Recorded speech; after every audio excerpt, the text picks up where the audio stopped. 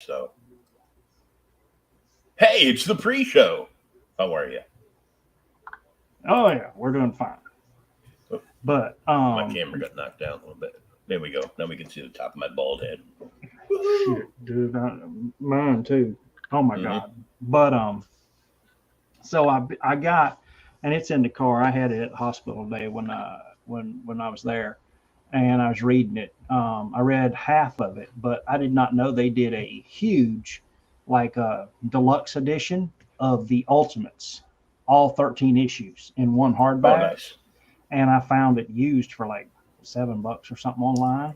Yeah, somebody gave me that when I was in after I came out of the coma. Like a couple of guys from one of the comic groups sent me like care packages with like full trades and books. Yeah, Guy sent me like a full like medium sized box, like you did, full of full yeah, of they were laying down, but like full of trades and you know free comic book day books and all kinds of cool stuff. yeah. Well, I read half of it today in the hospital. I'm like, damn, this may be better than I thought. Or I remember because it's been, damn, dude, it came out. I didn't realize it came out in like 2002. It's 20 years ago. It just it doesn't. Time is slipping away as the older I get. It's like that just happened. No, it didn't. It was 20 years ago. And Keeps on ticking, ticking yeah, into the future. but it was. I read half of it today. I read up all the way through Hulk Does Manhattan, and Mm-hmm. I mean, like, damn, that's it's such a good book. But yeah, I got that. Like I said, I left it in the car. I'm gonna finish reading it tomorrow. But the one thing I did find, I stumbled across. I don't know when it was last week or something, and I made an offer on it, and they accepted and sent it out. Uh, Now it's not a normal comic book, so don't freak out. You Okay, ready?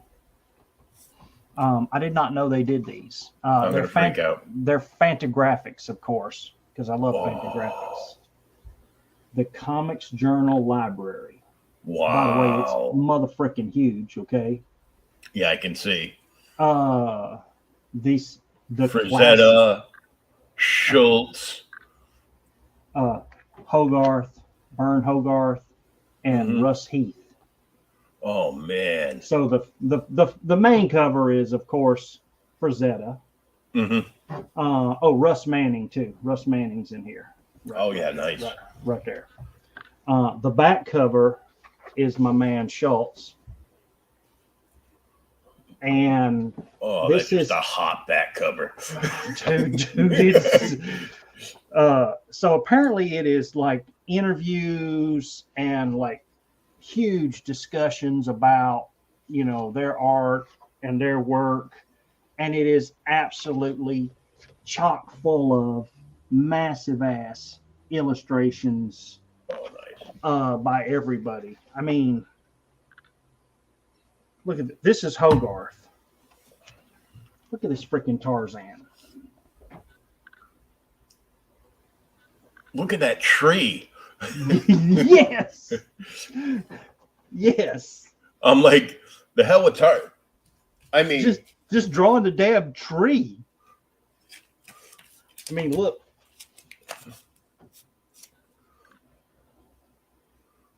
if you want to look at Tarzan, here you go. Yeah, exactly. I love these. The gold key ones. The gold key Tarzans. I just love gold key. Oh yeah, they're a great series. Of course, now you go through here and you get. Okay, now you ready? I did Mm-hmm. not. I've seen these, but I didn't know what they were, which makes me have to go and like hunt these down. Like I'm gonna go ahead and like quote the man, like the dog you are. Um, Mark Schultz doing Conan the motherfucking Barbarian. No. Yes. God. For Wandering Star Press. There's one. Holy shit. This is Dark Agnes, which is a female character that Howard wrote. She's like Red Sonja in the 17th century. Yeah, by Schultz. kind of like a female version of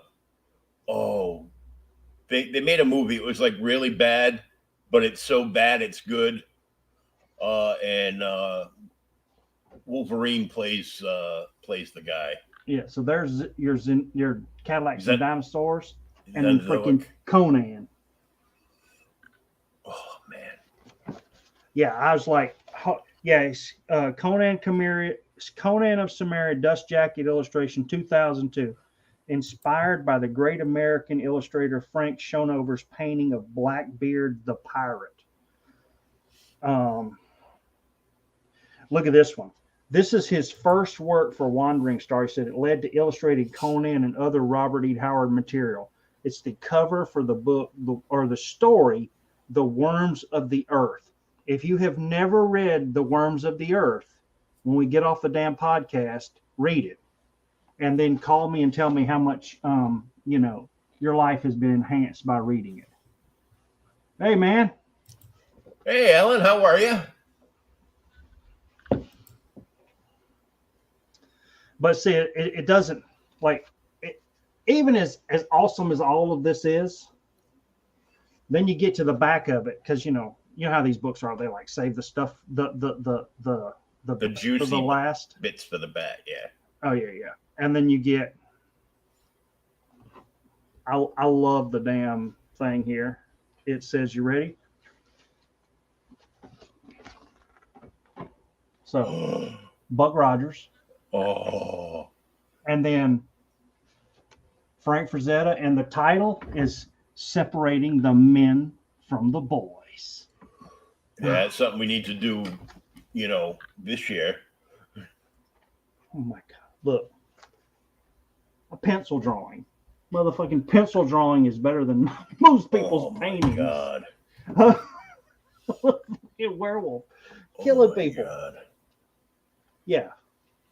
He's Tarzan. Well, he dropped his loincloth there. Yeah. All comic covers. Oh, nice. But I did not know this. Oh, here's your cool one. Here's a picture of Frank and Clint Eastwood and his wife as they show up to pick up the painting that's going to be the cover for the poster cover for the movie The Gauntlet. Wow. Which that's a good movie. Here's some images I'm sure you've seen before, because we covered both of these. That's his story from Erie, the one where the dude tries to kill his girlfriend and ends up drowning because he can't swim. Mm-hmm. And then there's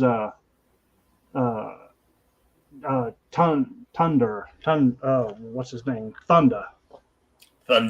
Yeah, the Tarzan knockoff. But it's even got, oh, dude, you ready? I got to hunt this down because this is something that apparently Frazetta did. It's I don't know if it's a whole strip or not, but it's called Little Annie Fanny. Oh my God. You should email his daughters. Any chance you guys have copies of Little Annie Fanny this? Yeah. No, and don't call again. Yeah. Okay. Little Annie Fanny. I was like, oh my God. It's just. Yeah, that's just screaming like 70s Playboy or something. I mean, yeah. Huge pictures. Oh man. I gotta show you. Oh, here it is. Oh. Remember one of our favorite movies, Fire and Ice? Oh yeah, I just watched it again like the other day. Dude, the movie's so damn good. I gotta let this stupid cat out in just a sec. Apparently he did a story in Creepy #1, a werewolf story. Oh wow. I did not know that. There's our Death Dealer, and then that's the cover. The lady there, that's the cover for like National Lampoon, the magazine, like number 3. Oh yeah. Here's my Death Dealer. Oh, sweet! You got a statue? Yeah, it's like one of the plastic ones. They released them back in like early 2000 or like the late 90s. There were like 2 or 3 of them, like famous characters in his books. They released them the same time. It was the same time Frazetta Illustrated was coming out. I found it. I found like a first or second copy of that the other day. I didn't even know I had it. Look at that. Full freaking page. Oh, God, that's hot. I thought I saw it in here. Oh, there it is. This is I'm trying to get one of these, but I want a super nice copy, okay? It's Eerie number 7. It's the cover for that. It's like one of my favorite illustrations he ever did. The Sea Witch. Oh, yeah. Dude, it's awesome. All right, hold on. I'm going to let you talk for a sec. Let me let the stupid cat out. I'm by myself. Hold on.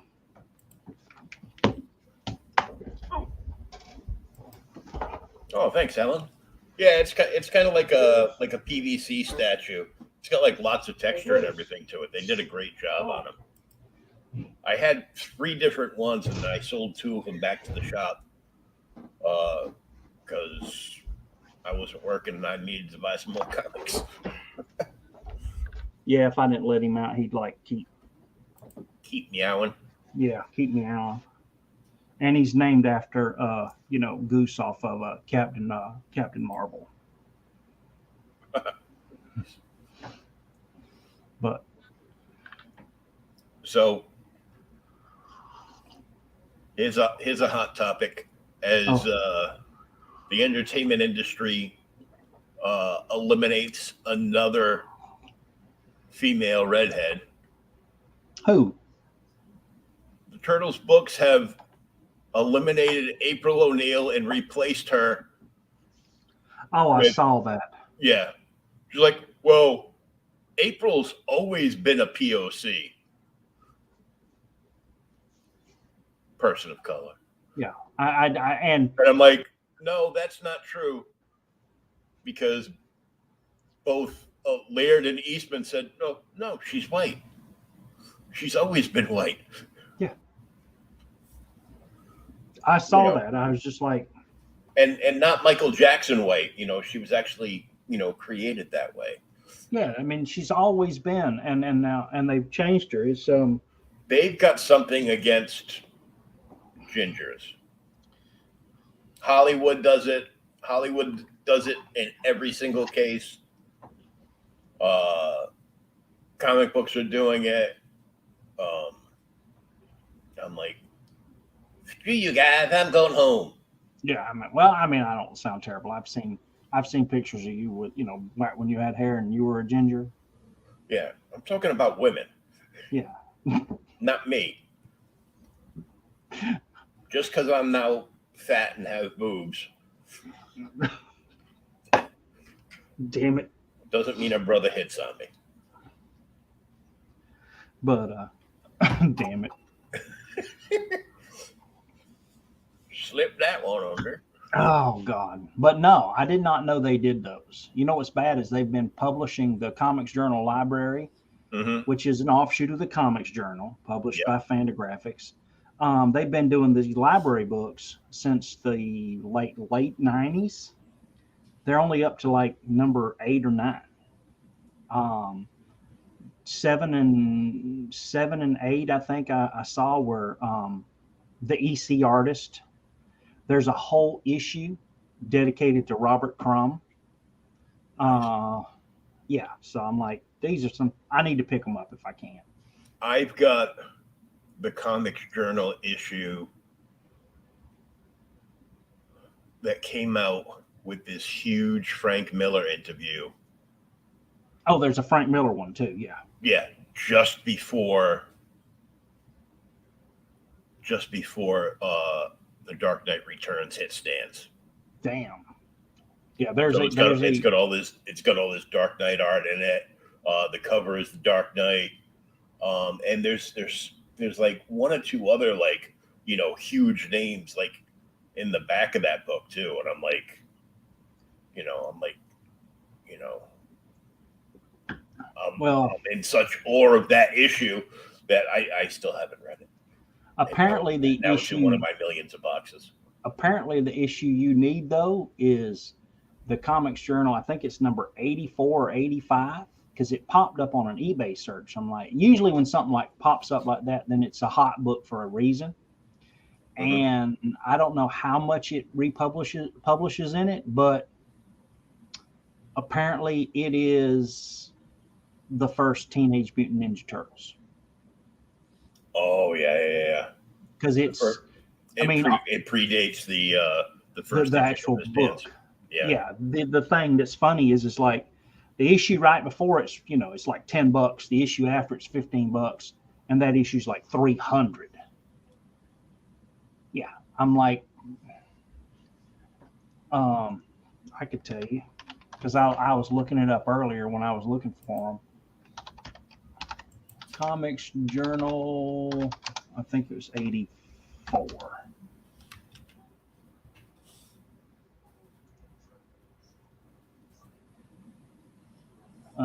Oh, 80. Well, no, 84 may be worth some money too. 84 is first published comic artwork by Todd McFarlane. And what is that? Huh? The Comics Journal, 1983. First published comic artwork of Todd McFarlane. 85 is first Marvel Venom. Holy shit. Which one? What number was it then? First 85, 1983, first Marvel Venom. Here's $245. What was the number then? Maybe I'm looking up. Okay, 89, Comics Journal 89, Eisner, first TMT Fantagraphics, 1984. Yeah, they're running. Here's $150 up to 400.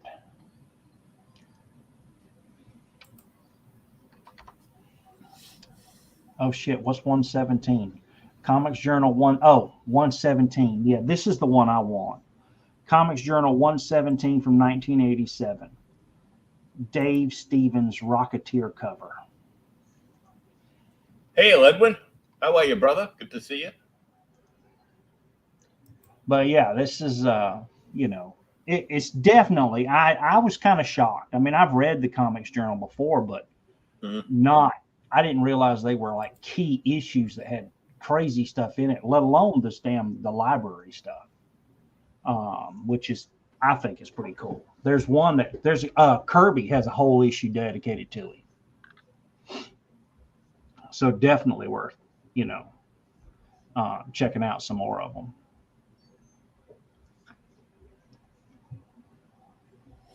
Yeah, I've been searching for. I've been trying to search like eBay and whatnot for like full runs of Neil Adams continuity comics and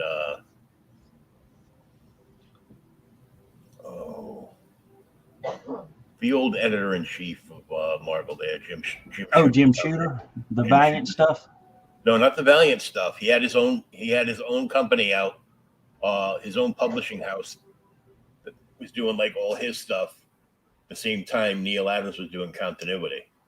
You should have let me know on the continuity which ones you want, because all of them. Yeah, well, okay, all right. So send me $10. I'll go pick them up for you tomorrow or the next day. I know where they are. You can get all of them for $10. They're in a $1 box. There's not that many of them. Okay. There's what is it, like the Death Race 2000 or Death Stump 2000? Yeah, Death Watch. Yeah, Death Watch 2000. There's the Star Striker. I'll double check, but yeah, I'll pick them up for you. I know I know where they are. Of course, I know where every comic book shop in the state of Georgia pretty much is, and I've been to almost all of them. And it's at this point now, most of the people when I walk in know who the hell I am, which is kind of bad. I'm starting to get eyed. Oh, he's here to buy stuff again. It's like, shut up and sell him stuff. That's what we're here for. Yep. Of course, some of them I walk around and go, you people suck, and leave. You have nothing.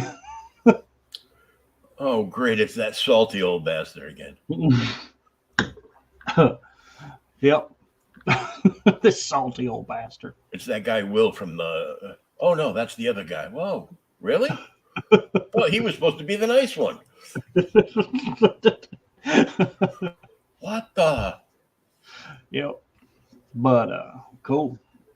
So, did you buy your Dazzlers that you told me about in the private message in the auction after or before you read this issue?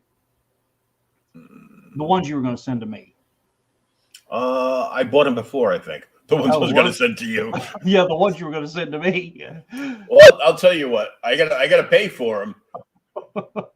I think they were like $4 a piece, and same with the Spider-Woman's. They were like $4 or $5 a piece, and they were like 40% off. So yeah. Well, let me know if you got any doubles, because I go through. If I got any doubles, we'll swap. Because I'm actually trying to finish a Dazzler run. I don't know why. I was talking to Mama today. Well, when I get them in, and I was just like, what in the hell? When I get them in, I'll read them and be like, okay, here's what I got. You need these?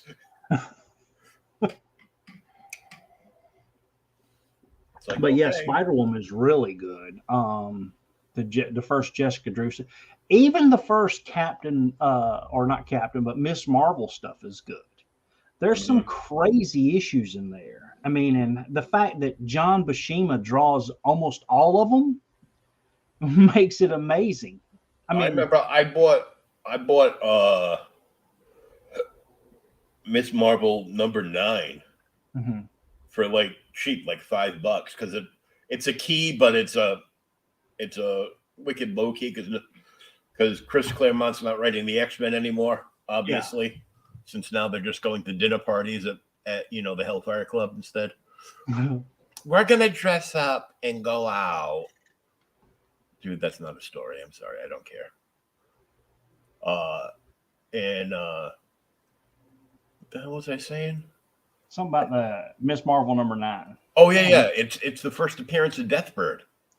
Oh, really? Yeah. See, I think 15 is the I got it for like $5. Yeah. 15, I think, is the issue where she has to fight, I think it's Atuma. Or somebody's on the cover because he's got was it Namorita or the female Namor? Yeah, Namorita. Or whatever. Yeah. And on the damn thing, and there's Miss Marvel having to fight her. I'm like, crap. Oh, and like Spider-Woman, I think it's like 21 or something. That's the one you want to look for. That's the first crossover between Spider-Man and Spider-Woman. And then a lot of the Spider-Womans are drawn by Infantino. Or Infantino, however you want to say his name. Infantino, whatever. Yeah, the Flash guy. Yeah. And I'm like, dude, his art is rocks. I actually have his complete, I got the complete Neil Adams Batman up there, and I've got the complete Which volume? Infantino. Huh? Which volume? All 3. I only got the 2. Yeah. I'm sure I can eventually find a third one at Ollie's or something. Yeah, that's where I found my third one. It was like $6. Yeah, I'd rather pay $6 for it than the $50 cover price. So yes. And what's bad about it is they're like some of the early ones are stupid expensive, and the damn Neil Adams Omnibus is crazy. Now the Neil Adams Omnibus I really want is the Dead Man Omnibus. But I have most of that has been reprinted in the Brave and the Bold. That one I sent you. Was it Brave and Bold Volume 1? It's got all the Neil Adams stuff in it. The whole Dead Man story is in there, reprinted. And then DC did a deluxe edition reprint of it in that one. Yep. Where They next do. week's book comes from. Ah, sweet dude. Raven Bold rocks. Mm-hmm. I love the team up books. I have no idea why, but all right, you ready to dive into this one? There we go. I'm telling you, man, I've been reading Dazzler. I don't know why. And then I've been wanting a good copy, and when I saw it last week, 2 weeks ago, whatever, I just had to have it, especially for that price. Oh, her second appearance, Amazing Spider-Man 203. Nice. Yep. And I know I've got it. I think I've read it. I have to look. I actually mark on the top of the um, boards when I read them whether I've read it or not. I put a little R if I've read it. But yeah. Uh, Introducing the dramatic debut of the Dazzler. I do love the little disco ball lights on the X-Men Yeah. logo. It's like the Broadway show lights on the logo. Yep. And if you look, I know this is who is it? It's JR Jr. and Austin. It's a JR Jr. and Austin cover, which explains why I don't want to be ugly, because JR was doing good, good work at this time, but the cover is not as nice as the interior art. No. But I do love the fact that he's got the Jim Steranko hand going on up here. See the fingers, how they flay and curl. Yeah, that's the Nick Fury hand. Yeah, this is my Akaritis hand. Damn it! Can't control the mouse. And of course, would the light show really affect Cyclops? He does have those ruby red glasses on. Well, he couldn't see what he was blasting. I guess. But yeah. Scott had other things on his mind when this was going on. You're not saying he's checking her out, do you? Or are you talking about the actual interior story of the story? The interior of the story, yeah. All right, we'll get past this then. So Uncanny X-Men 130, 40 cent, 1979 from Marvel. First appearance of Dazzler. Yep. Dude, now the interior art is amazing. But it's, we got Chris Claremont writing this one. John Byrne is the penciler and co-plotter. Terry Austin is the inker. Tom, I ain't even going to try and say that, is the letterer. Glynis Wynn is the colorist. Roger Stern is the editor. And Jim Shooter is the editor-in-chief. Dude, I didn't realize Stern was the editor at this time. Mm-hmm. Damn. This is like a top-notch, freaking team here on the whole book. But yeah, so brief synopsis to get us here.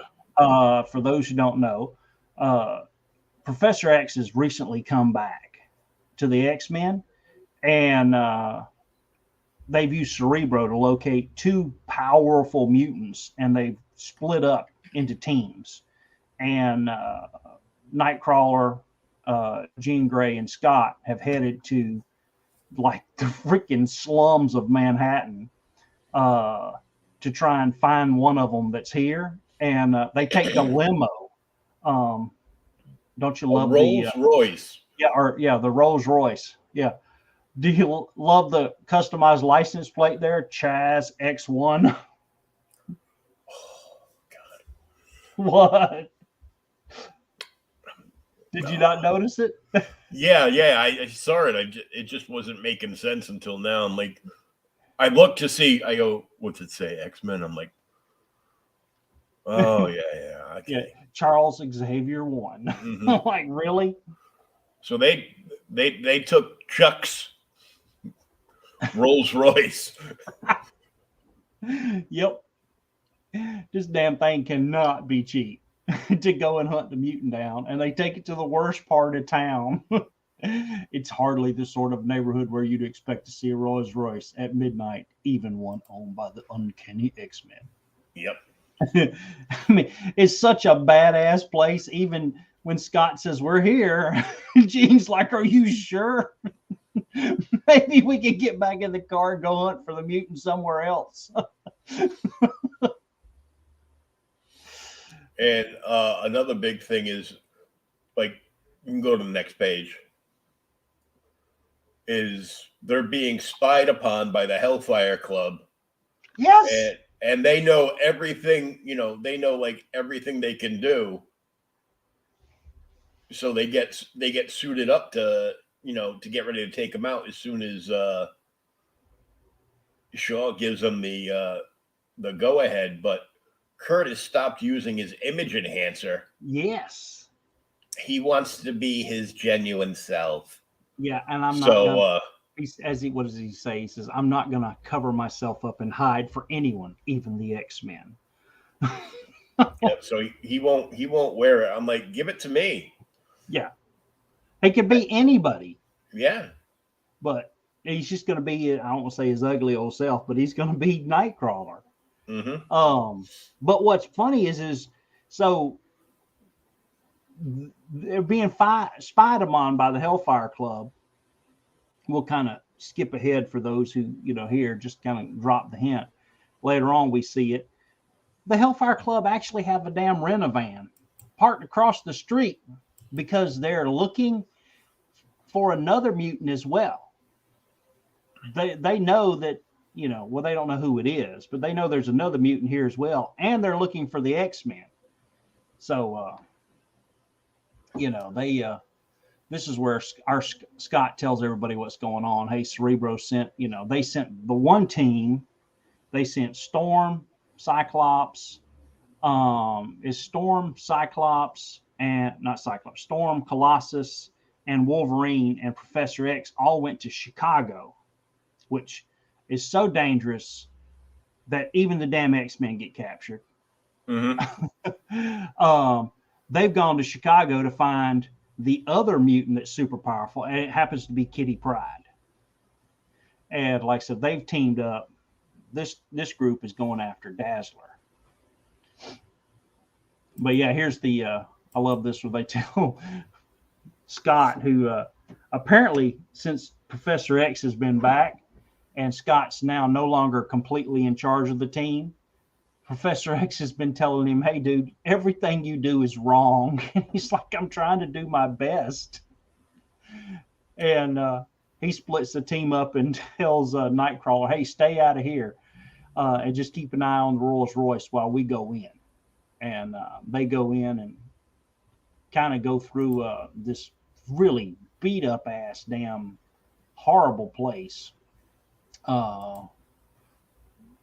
Freaking Scott says it smells so bad that he bet it wasn't even clean since it's been built. And then when they get up to the top floor, they find it's a disco, Yeah, and it's like an underground party. yeah, it's giant and it's massive. It's so freaking loud that they can't even talk. They're having to scream. And finally, they switch. And they are so overdressed. Oh my God, dude, they're way the hell overdressed. Everybody else is in freaking drag and whatever, and they're in damn suits and stuff. But they head in. They've switched to telepathic communication so nobody else can hear them as they head out to look. Do you like the Joker here? Yeah. Dude, I saw it and I'm like, oh my God, it's the damn Joker. What is he doing here? Yeah, and then he's got apparently Harley's mom, because that's not Harley. Yeah. No, that's not Harley. No. Yeah. Oh my God. But yeah, so they're talking and he says, as they have to fan out. They don't know who the mutant is. They don't know it's male, female, or whatever. And Cyclops tells Jean, "Hey, use your psi powers to scan the crowd." And he's got a mini Cerebro in his watch. And he's got the mutant's abilities tagged in. So the closer he gets to her, I guess it's going to be like a damn Geiger counter. It'll start beeping. Mm-hmm. He'll know that there's the mutant. This is a little, this part here got me. Okay, I'm not sure how it did you. So Jean tells him, or she's thinking to herself, scan the crowd with your psi powers. That's easier said than done. Says, I can't screen out everyone's thoughts. Some of the images I'm receiving are so vile, but I can handle that. Part of me almost finds those thoughts attractive. You dirty. I mean, dude, it sticks. I'm like, holy crap. There's something wrong with Jean. That of course, dirty hoe. If we go on our book that we read last week, is this before or after she comes back from the crash? Because I can't remember. Because this may be just a Dark Phoenix. Yeah, it could be. And I can't remember. But yeah, so part of me finds those thoughts attractive. So while Scott and Jean slowly, carefully search the disco, Nightcrawler yawns and wishes he were somewhere else. He's noticed the delivery truck parked across the street, of course, and then he's forgotten it. But yeah, so there's our you rent it delivery truck that actually has the Hellfire Club in it. Yeah, their little FBI van. Yeah, while they're talking to Sebastian Shaw. Now the Hellfire Club, I didn't realize in the comics that I thought it was like in upstate New York or something. They're saying it's just a few blocks from Adventure's mansion. But hell, after reading them for as long as we do, we've missed stuff up. But yeah, so a few blocks down Fifth Avenue, it's on the same freaking road as Tony Stark's mansion, is the Hellfire Club, the legendary Hellfire Club. Which actually, I think the real Hellfire Club had Ben Franklin was in it. But then the club is an inner circle. So this is where we get Sebastian Shaw and what's the other guy's name here? I just read it a while ago. Jason Wingard. Yeah, Jason Wingard.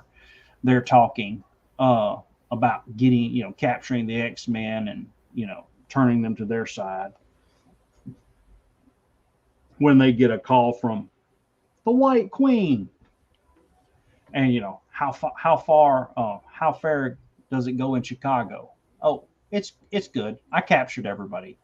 Couldn't be better. Colossus, Wolverine, and Storm, the X-Men mentor himself, all are quite helpless. They've got Charles like strapped to the table, and they've got him under like a subliminal blocker, so he can't use his telepathic powers. And they've stripped everyone else.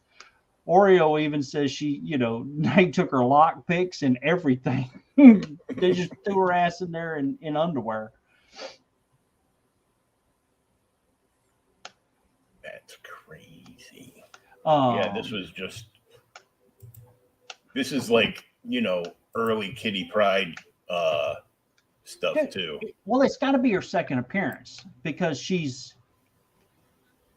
Yeah, so that's what I'm thinking. I mean, if we go off our last issue, like I said, it's got to be Dark Phoenix. But this has got to be her second appearance because they were going to get her in the previous issue when they get captured. Mm-hmm. But what's good is she watches them and sees them be taken off by the Hellfire Club, so she goes after them. She's going to try and save them. And we even see her. She says, I did it again. I thought real hard and walked right through that wall like it wasn't even there. And it's getting easier each time I do it. And now that I've snuck my way in here, what should I do now? And then we get a little brief, synopsis of the last issue. So when Cerebro tells them where they are, they head out to Chicago and meet Kitty's parents, who are actually fixing to get a divorce. And they're trying to send, I guess they don't want to deal with her and the divorce at the same time. So they're going to put Kitty in some kind of private school. And Emma Frost shows up and offers to take her to her class, but she really doesn't like her at all. But when the X-Men show up, even though when the X-Men show up, Professor Xavier arrives, for his school for Griffith's youngster was quite the opposite. Wolverine was spooky, Colossus was a real hunk, and she and Storm become instant friends. Yeah, her and Roro really jived right away. So Yeah, and that's always been kind of cool. And the fact that, from the beginning, they've always, I guess she's always been attracted to Colossus and explained so much later on as they were able to build on that. But that's the fact. I mean, Claremont wrote the X-Men for what, like 15, 20 years? Some yeah, crazy, like, he was the only writer. Almost, he wrote it longer than a damn Peter David wrote the Hulk. my only disappointment with Chris was after he quit X-Men and stopped doing everything, he came back for some story relaunch, and he plotted out and wrote like almost a year's worth of story when they went like into space and everything again. Yeah. And it just wasn't the same. It just didn't have that old Chris Claremont pizzazz, but it was still better than what else was going on. So Yeah. Well, I mean, and that's the whole thing. I mean, some of the later stuff, it I don't want to say people as writers go along on comics, as well as I do. Sometimes they seem to get less daring. I don't want to sound terrible. Look at Frank Miller. I mean, some of the stuff he does now is nowhere near as good as his prime stuff. But yeah, so she gives the brief synopsis. They go out and then they get attacked by the Hellfire Club, and finally the White Queen subdues them all. And she's followed them here, and she knows they're the X-Men, so she's like, I've got to try and save them. And she sneaks in and gets up to Oreo, who friction, hey, she's even having problems think, but she has some kind of tag attached to the inside of her clothing that has a phone number on it, and she manages to rip it and gives it to Kitty and says, hey, find a telephone and call this number, telling whoever answers what's happened, and get out of here, little one. And she hauls ass, leads them back to a kind of down an alleyway, and they're like, hey, you can't, this is a dead end. But unbeknownst to them, Kitty Pryde manages to phase through the floor and get away. Mm-hmm. And then it flashes back. Now, is Wingrade actually at the damn disco? That I could. Yeah, he was, because. Well, I mean, I know he's outside. He was jealous, so. Yeah, I know he's outside, but that's what it's like. What in the hell? Because it flashes from that story, and so we know what's going on in Chicago to now we're back at the disco, and Jean is still looking for him. And she's like, hey, we haven't even found this mutant yet. Scott's not doing any better. And she starts questioning, did Cerebro make a mistake? And as she walks along, and she's talking about, she's had some drunk guys like hit on her, and somebody told her her damn dress was ugly. And as she's walking along, she sees Wingrade, and he's like, hello, do you remember me? We met in Stornoway. And then it's like she all of a sudden is not there anymore. She's in the 18th century, and she's standing at a church, and she's in a wedding gown. And then she goes to the altar as there's a freaking pastor there who's putting them in marriage, dear little beloved, gathered to face this, congregation joined together as man and woman, holy matrimony. And previously in the issues, I guess when this has happened, she's managed to push back on it and kick it out. But now she doesn't do it. She really, is just going whole into the whole damn fantasy, whatever it is. And she sees Jason there, and she just wants to be with him. He's, she just like, oh, yes. She just says she'll marry him. And he rips off her damn, cloak or whatever you want to call it there, and introduces, Jean Grey, our Black Queen. Long may she reign. I almost forgot where this crap came from. I didn't know it was in this issue. And you may kiss the bride, but then abruptly, during the kissing, it flashes back to the modern times, and there's Scott, and he sees Jason, but then it's like, I don't know, it's kind of weird for me at this point. I questioned whether he was really there or not. Yeah. But then, Scott sees him. You can still see him. And she tries to explain to him what the hell's going on when the announcer finally says, here's what you've been waiting for, the Dazzler. And she freaking comes out on stage and blows them away with a damn light show. It's like damn Disney World, Epcot Center.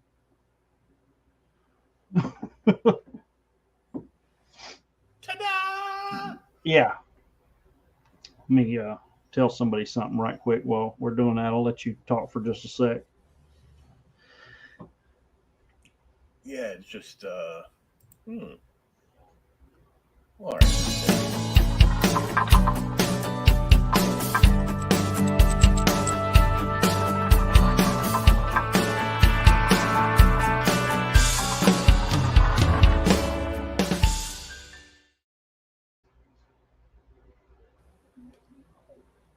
Fund My Comic is now live. Yep. But yeah. What's cool though is she comes out, does this killer light show, and Scott's watch just starts going off. It's buzzing. So he's like, well, there's our Neo Mutant. I didn't get the Neo Mutant part. Yeah, it's gonna be like, next level. Like Jean is probably a Neo Mutant. I don't know. I mean, and the thing is so there's, finally found our Neo Mutant, and it's Dazzler. So now they head forward. Meanwhile, outside, the damn phone. Oh my God, dude, a phone in the car in 1979. Mm-hmm. This man really did have money. Nightcrawler answers the damn phone, and it's Kitty Pryde, and he goes to tell her. She tells him everything that's going on, with the exception of the details, just like, get your ass here and help us.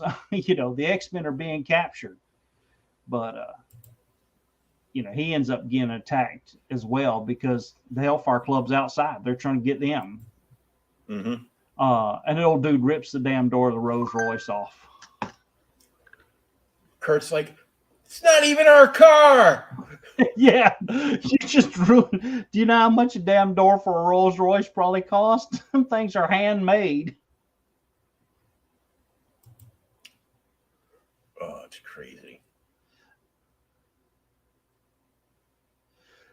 But now, if you go and watch that show on the Science Channel, how it's made, you can watch them. There's an episode on how they make Rolls Royce.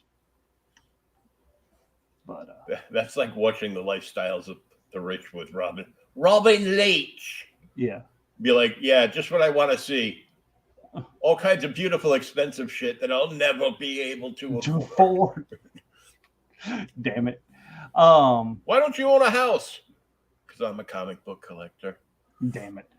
What gets me is I can't remember how in the hell the Hellfire Club knew all of their powers and weaknesses. Because when they, Kurt teleports away from the car, the damn guy in the powered suit here hits him. And he says Kurt even tells him it's a sonic beam, like the one Cyclops used during a test sequence in the danger room. And he can't even concentrate. So he can't even teleport away. But I can't remember how in the hell they got all this information. I mean, he's even got, the ability to damn stick to the wall. He just starts climbing up the damn wall after Nightcrawler. And he's just so addled he can't get away. And he doesn't feel like fighting. But so that's outside. And inside, as Dazzler's just, like laying it down. Jean wants to tell Scott, hey, look, I didn't mean to kiss that dude. We were only locked lips. by accident.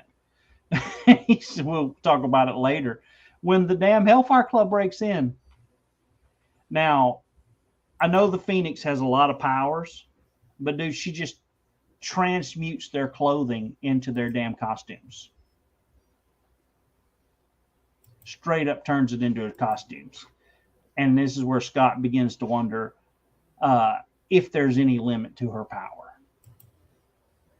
The Dark Phoenix? No, Yeah. there's not. No, Scott, we're going to let you know. There's not. But you better get her off planet before she blows us up. Yes.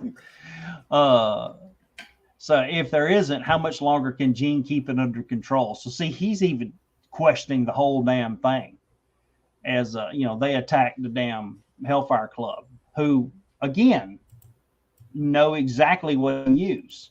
A ball of energy envelops the Phoenix and she crumples. It's a beam, just like the trap the professor devised for the danger room. And then they've got some kind of damn ruby crystal Play-Doh goop that they just throw all over Scott. Goop. Yeah. And when they do, he can't blast through it. Hell, he can't even breathe. They're going to choke his ass to death. Mm-hmm. But Dazzler, who they just knew was there but didn't know where she was. She said, this is insane. These refugees from Starship Troopers, that's a great ass book, by the way, if you've never read it, seem to be after me. I should hot-foot it out of here, but at the moment I'm too darn mad. And she says, Chuckles, you're going to, you broke my debut, so now it's ruined, and you're going to pay. And she hits him with so much light that she completely blinds him and just short circuits his damn head.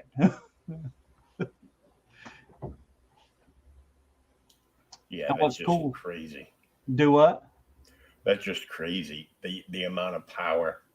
Well, that's the thing too. I mean, and I'm not sounding stupid because I've read a lot of the regular standalone single issues where she's pretty powerful there, but here, I mean, she's really amping it up.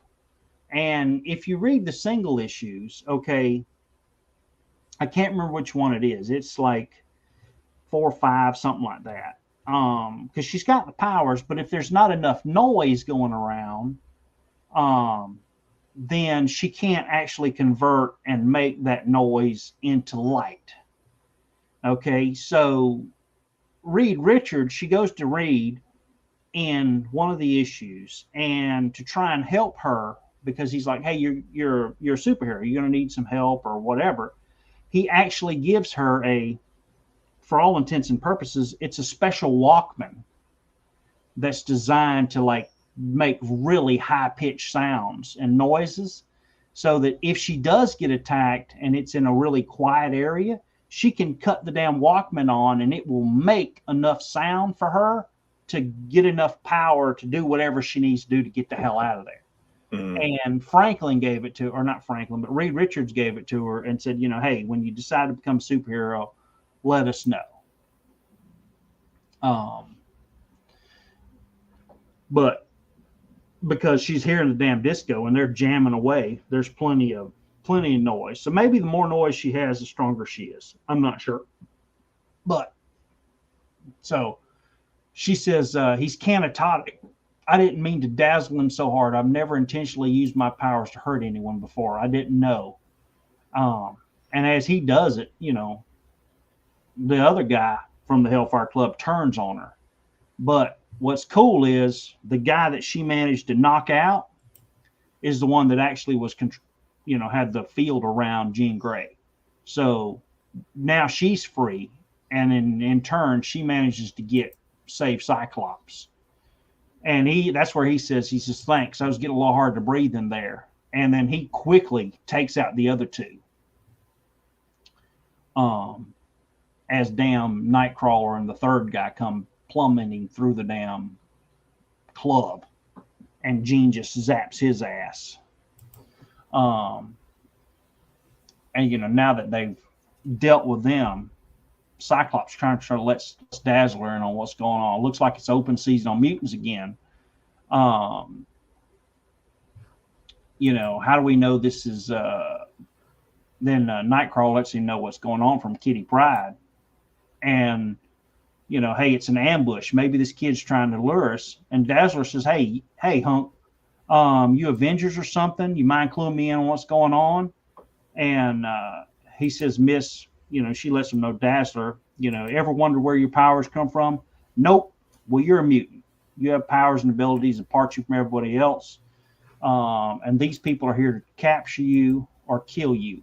And she's like, are you serious? Look around. You tell me. Come with us. So they all get in the Rolls Royce. Oh, damn it. Is that the back door or the front door? Did somebody put the front door back on? We're going to say it's the back door, because as they drive away, now you can see the door's missing there. Mm-hmm. But yeah, it's also the wrong door. Yeah. So they get in. It was the driver's door. Was it the driver's door he ripped off? Mm-hmm. Okay. So they head off, and as they leave the disco, there's our man standing there, and he sees him. But Cyclops is thinking of something else, and it doesn't register that that's the guy that Jean was just kissing in the freaking club. Yeah. Yeah. He does say, what is it? He says, oh no, he says, yeah, this is the man that Jean kissed in the disco. Is he part of the puzzle or simply my rival? Either way, I don't like him. Yeah. And so nobody else in my sandbox. Get out. Yeah, it's Cyclops. Get off my lawn. Next issue: Cyclops, Phoenix, Nightcrawler, and Dazzler to the rescue. But will they reach Chicago in time to save Kitty Pryde and find out? Run for your life. So Dazzler's in issue 131. I thought that earlier I said I saw Spider-Man 203 was her second appearance. Let me look this up. Spider-Man 203, Bewitched, Bothered, and Dazzled. Dazzler, Harry Osborn, Flash Osborn, Lightmaster, Edward Lansky, swinging through. Damn, this is a good issue too. Notes: Peter, Harry, and Flash go see Star Trek: The Motion Picture. Oh yeah, right. Yeah. Yeah. Peter, Harry, and Flash go see Star Trek: The Motion Picture on opening night. Should be considered a topical reference per the sliding time scale of Earth 616. Lightmaster states he's been trapped in a light dimension since his defeat at the hands of Spider-Man in Spectacular Spider-Man 220.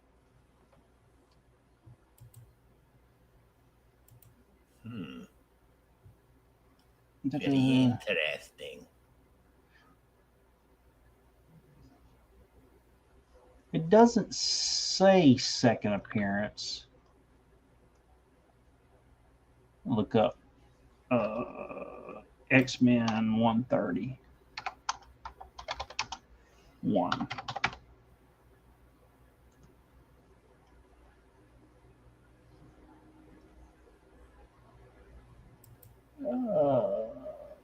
Cyclops, Phoenix, Storm, Nightcrawler, Wolverine, Colossus, Professor X, Dazzler, and Kitty Pryde. That one's from December 18th, 1979. The other issue is from January 8th, 1980. So, God almighty.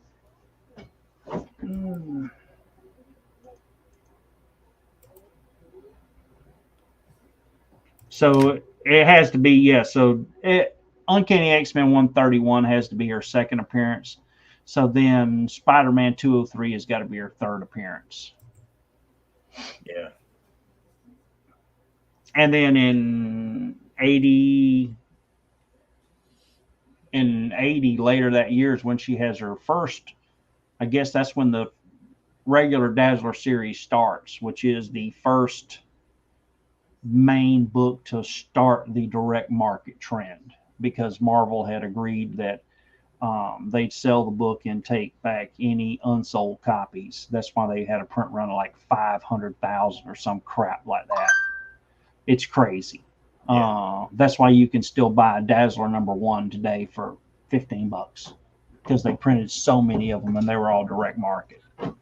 Or if a store got stuck with a crap load of them and they're still sitting in the back room, they put a couple in their dollar boxes or their $5 boxes and just be like, okay. Yeah, I've got an original Dazzler #1. I think I picked it up for $5 or something. It wasn't much. But yeah. No, Art, dude, Byrne and Austin were awesome as a team. Claremont, freaking the premier X-Men writer, and there's a ton of crap going on in this issue. It was a really good read. Yeah. Oh yeah. Yeah. Hell, you told me it was a good read before I read the damn thing. Mm-hmm. So yeah, it was like really good. I charged up my tablet and I read it on the tablet. Did you? I'm like, I can't read this on my phone. That's crazy. I'm friggin' old. I can't do this. So next week, what'd you pick out of that sweet ass book I sent you? Brave and the Bold 79. Okay. All hell, Dead Man, baby. That's the first part of the Dead Man story? Yep, the hook hand. Find who kills him. Yeah, it's like 6 parts of that. It's like 6 issues back to back.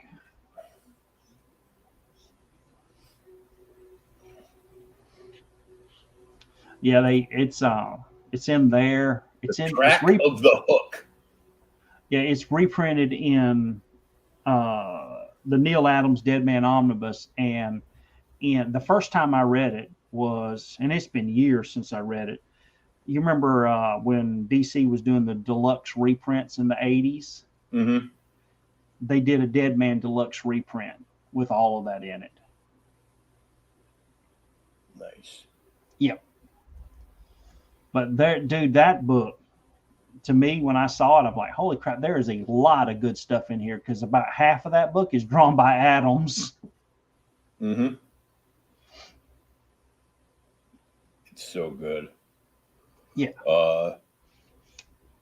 So the following issue in this is a creeper story. Is it? Mm-hmm. So 79 is Dead Man, 80 is a creeper, 81 must be Dead Man. Nope, Flash. Flash? Damn, how long did it take him to do the story? Well, remember they had to do reprints of Savage Sword of Conan because he couldn't keep up with the schedule. Yes. Yep. And the classic number 14 was actually finished by The Tribe. Yeah. And 82 is Aquaman. Oh my God. I know the whole story's in there. 83 is the Teen Titans.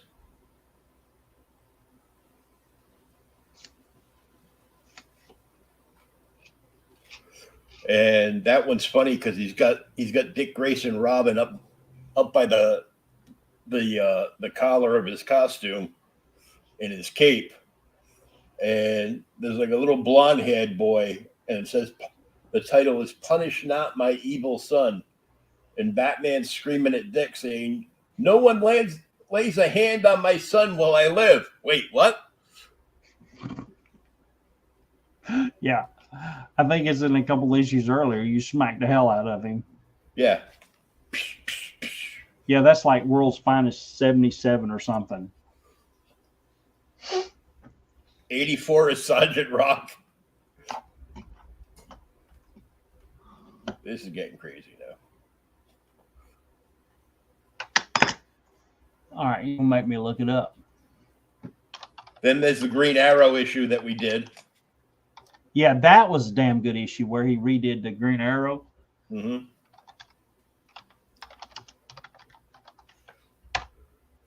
It doesn't go back to Dead Man until 86.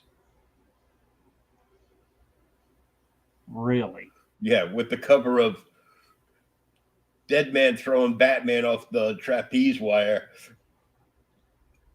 or the tightrope.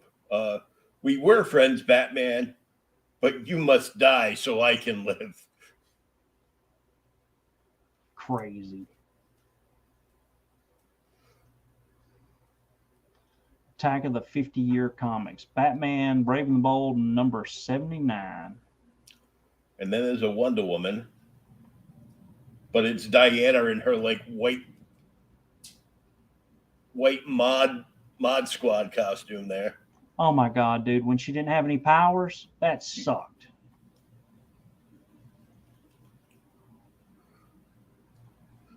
Then we get Wildcat. Jeez.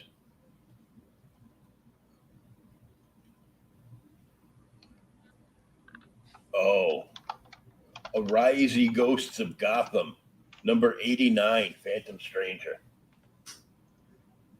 Yeah, I think I've actually got that one. So, yeah, so we're gonna do 79, and continue next Thursday.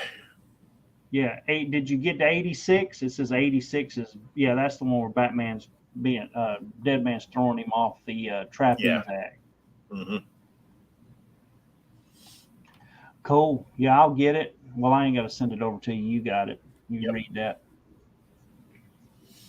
But yeah, dude, I love Dead Man. Yeah, I'll read that one right away because it's Neil Adams' Batman and Dead Man. So yeah, you can't. I got a smirk on my face like I'm ready for some Jello pudding. Bring up that. Hold on, I'll show you. I'll show you right here. Ready? Oh no.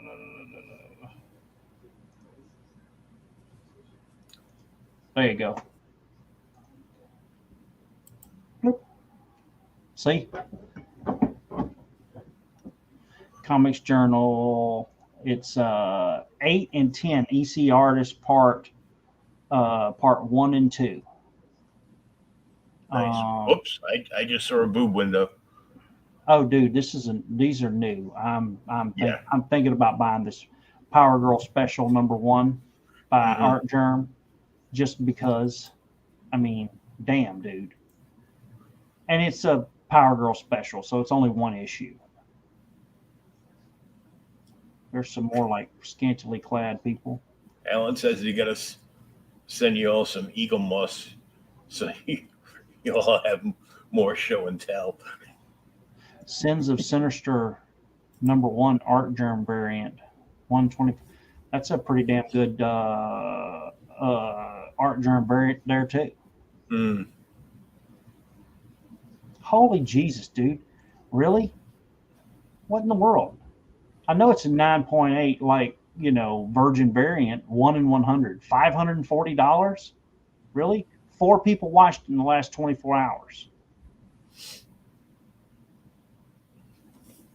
Which means the speculators like Comic Tom and others have pumped up that cover, and there's been like a lot of talk about it, so everybody wants it now.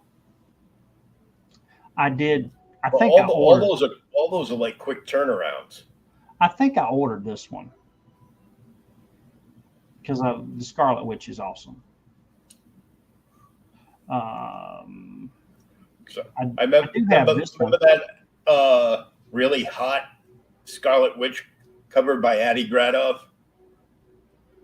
Yeah, I've got 2 copies of it. Yeah, I mean, I paid $80 for 1 copy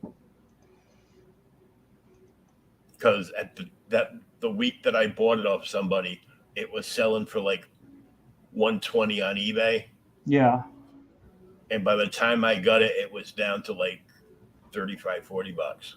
I That's cool. I hadn't seen that. It's damn awesome ass cover. Both of them. Silver Surfer. Oh I'm not crap, seeing. dude! It's a 3-part shirt. Oh, you're not seeing it? I'm not seeing it because it's still on the. Not that I'm complaining. It's still on the boob window.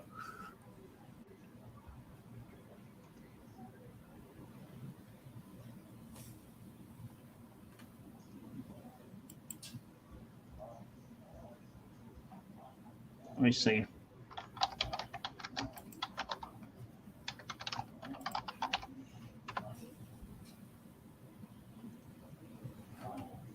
All right, let me go back and bring it back up. Ta-da!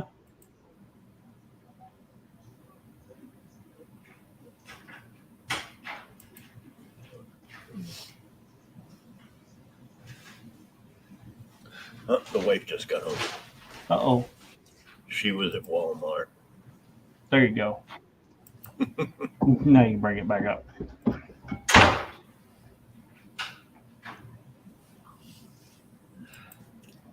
Oh yeah. Those are nice. I hadn't seen those. Ghostlight, John Jenkins. The damn Galactus cover is almost worth just buying for the cover. Silver Surfer Black #1. Yeah, I didn't read any of that stuff because that was Donnie Cates, and we all know I hates the Cates. So Is the Black the Cates? yeah, I'm pretty sure it is. Dang it. I still wanted to read it Yeah. because it was Silver Surfer and it was like a new take, but I'm like, is it just going to be the same formula he used on like the last 9 stories he did? Because yeah, that cover's awesome. You know they're relaunching freaking Everything again. Yeah. A new Incredible Hulk. And they're like, oh, we're going back to saying the Incredible Hulk. I'm like, how about just I don't know. The Cates, How about the just Cates, no? yeah, the Cates Incredible Hulk run has, I don't want to sound terrible, but following the Immortal Hulk run, it has not been, it just have not been what it should have. Yeah, Immortal Hulk is where I end my Hulk run. Yeah. It's almost like, I don't want to say the same thing with Cates on Thor. I'm sorry, dude. Aaron just left Thor and went to Avengers. And I still don't understand how the Thor run, even up to the end, was pretty damn awesome with Aaron. It wasn't as good as the original stuff. No, but everything tails off, especially after you write a book for 7-8 years. Yeah. But then when he jumped from that to Avengers, I'm like, holy crap, this really is not that good. I quit collecting Avengers. I don't. They are relaunching Avengers, though. There's a new series coming out next month. But hey, look, if it's good, I'll read it. Hey, babe. Oh, God, sodas? Dr. Pepper strawberry. Great. My God, really? Strawberry and cream.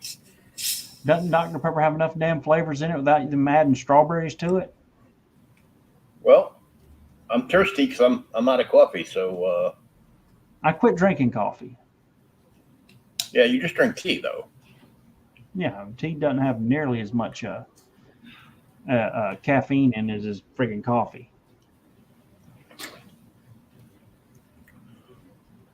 Is it any good? It's tasty. Is it? My kid likes Dr. Pepper. There's really, you get an undertone of Dr. Pepper, like really weak. The strawberries and cream are kind of just like overpowering it. So, Cool. All right, dude. Well, I'll get that, and then if everything holds out right, next Thursday we'll be back and do Brave and the Bold 79. Cool. All right, y'all, go read some comics. Hell yeah.